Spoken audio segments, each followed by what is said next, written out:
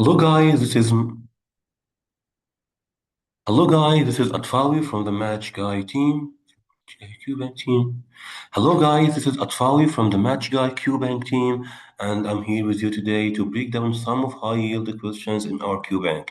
So I want you to give attention, I want you to read and listen carefully to me, and I want you to put your answer down in the comments, okay? So now let's start. And I advise you guys to start with the last sentence because the last sentence is your guide. It will tell you what you want and what you are looking for in the case here. So the last sentence here is which of the following mechanisms best explains this patient's acute symptoms? So here we are looking for the mechanism. Okay. Now let's read the case together. 54 years old woman comes to the emergency department because of wheezing and shortness of breath. Okay. It began 45 minutes after she took an over-the-counter medication for a headache. And she had a history of asthma that has been difficult to control by daily inhaled corticosteroids and long-acting bronchodilators. And over the past year, she has also had progressive nasal congestion and decreased sense of smell, and has required two procedures to remove recurrent nasal growths. Okay. She doesn't have urticaria or pruritus. Okay. She has no known food allergies. Temperature is 37, blood pressure is 128 over 78, pulse is 104, respirations are 22, and oxygen saturation is 93 in room air. And physical examination shows diffuse expiratory wheezes, nice, and vaginasal mucosa, nice. Which of the following mechanisms best explain this patient's acute symptoms? Okay, now let's read the choices together to figure out the right one for our case here. So the first one here is COX inhibition mediated leukotriene overproduction. Okay, this one here, guys, is describing the mechanism of action of aspirin and other non-steroidal anti-inflammatory drugs.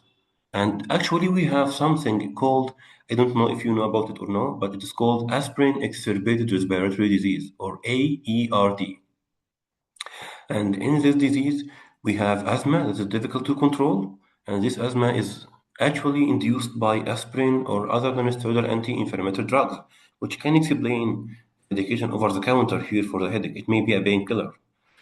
And the third thing in this disease is it is characterized by recurrent nasal polyps. And this also can explain the recurrent nasal growths we have in this patient here. So this one actually is a good one. So let's keep it in mind, okay? Okay. Second one is decreased bradykinin degradation. Okay, this one is describing the mechanism of action of ACE inhibitors. And ACE inhibitors, we usually don't take ACE inhibitors as a painkillers for a headache. And also we have something called hereditary angioedema. And this disease is characterized by the recurrent swelling in the airways and GI tracts and the skin. And it presents in patients with C1 esterase inhibitor. This is important also. But we don't have any of these symptoms here in the case, so choice B is not the best answer in our case here. And choice C, IgE-mediated mast cell degranulation. Okay, this one here is describing the mechanism of action or the mechanism of type 1 hypersensitivity reactions.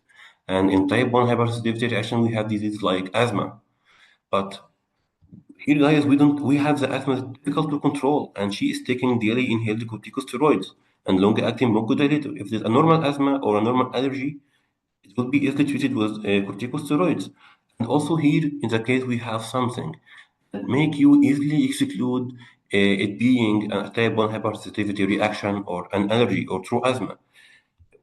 Do you know, guys, what I'm talking about? Do you know, guys, what is the sentence in the case that tells you that it is not a true allergy? This case here, guys. She doesn't have urticaria or pruritus. In true allergy or in type 1 hypersensitivity reaction, we can distinguish it by the urticaria and pruritus. And absence of these symptoms here tells you that it is not a true asthma. And also at the same time, difficult to control with the normal asthma medications tells you it is different mechanism than this mechanism here. So it is not IgE-mediated mast cell degranulation. This one is not the best answer here. D. Chronic M3 receptor blockage. Okay. This mechanism is describing the mechanism of action of anticholinergic drugs. And actually, anticholinergic drugs are bronchodilators. It opens the airways and it make you breathe easily. And we have medications that we are using for treating asthma, like ipratropium or tiotropium, and they are working by this mechanism, and we are using them for treating asthma rather than causing asthma. Okay, so choice D also is not the best one for our case here. And choice E, phosphodiesterase inhibition. Also, phosphodiesterase inhibition is a mechanism of action of a drug that we use for treating asthma, and this drug is thiophelin. And when we inhibit phosphodiesterase enzyme, we increase the cyclic AMP. And increasing the cyclic AMP will lead to bronchodilation, and it will make you breathe easily, and it will treat rather than cause the asthma symptoms. The choice E also is not the best answer here. So the best one for our case here is the choice A. Okay, so I will pick this one, and let's see. Yes, this is the right one here. So guys, let's talk more about aspirin, exacerbated respiratory disease, or AERD. Okay, let's first discuss the mechanism or the arachidonic acid pathway, because if we understand this pathway, we will understand everything about this disease. So here, as we see in the image, we have arachidonic acid. And we have two main pathways for arachidonic acid. We have the COX-1 pathway, 5-lipoxygenase pathway. In COX-1 pathway, we are using arachidonic acid to produce prostaglandins. And the prostaglandins, especially prostaglandin E2, cause bronchodilation. It opens the airway, so you can breathe all the air in the room, and it will make you feel like you are amazing. And the second pathway is the 5-lipoxygenase. And in this enzyme, in this pathway, we are using arachidonic acid to produce leukotrienes. And leukotrienes are strong bronchoconstrictors. So we don't want this to fill out our blood. So what happens when you take aspirin and non-steroidal anti-inflammatory drugs that this inhibits this pathway? They inhibit the COX pathway. So the production of prostaglandin will decrease, and it will decrease its effect on bronchodilation of the airways. So, and at the same time, it will shift all the arachidonic acid to the other pathway, which is a 5-lipoxygenase pathway. And this will lead to a huge increase in leukotrienes production, and this will lead to a strong bronchoconstriction and a viscous mucus secretion, and this will make the patient feel like if he is taking his breath through the needle hole, so he is taking his breath very, very difficulty. So this is our mechanism here for the aspirin and the non-steroidal anti-inflammatory drugs in AERD. And if you notice, guys, while I'm talking, I didn't mention anything about IgE, about basophils, about mast cells, because, or anything about the true asthma, because here we have a different mechanism.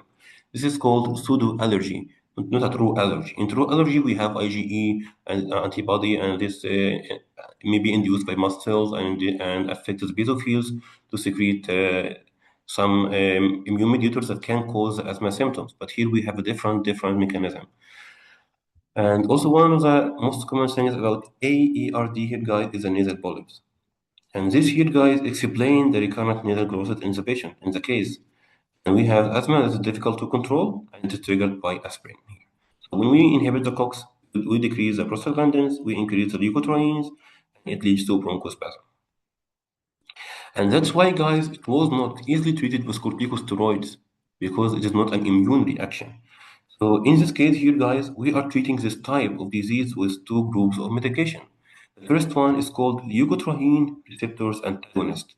In this drug, we are inhibiting the effect of leukotrienes in its receptors, and these drugs are like montelukast and efileucast. And we have another group of medication that is called 5-lipoxygenase inhibitors. And this is like zilbetone. Here we are inhibiting the enzyme here. So we cannot produce leukotrienes and we cannot have bronchitis. So this is the way we are treating bronchoconstriction in patients with AERD, guys. Now, guys, and if you have any question about our case here, if you have any question, write it in the group, and we will answer it in the next session. And see you guys in the next one. Thank you, guys, and have a nice day.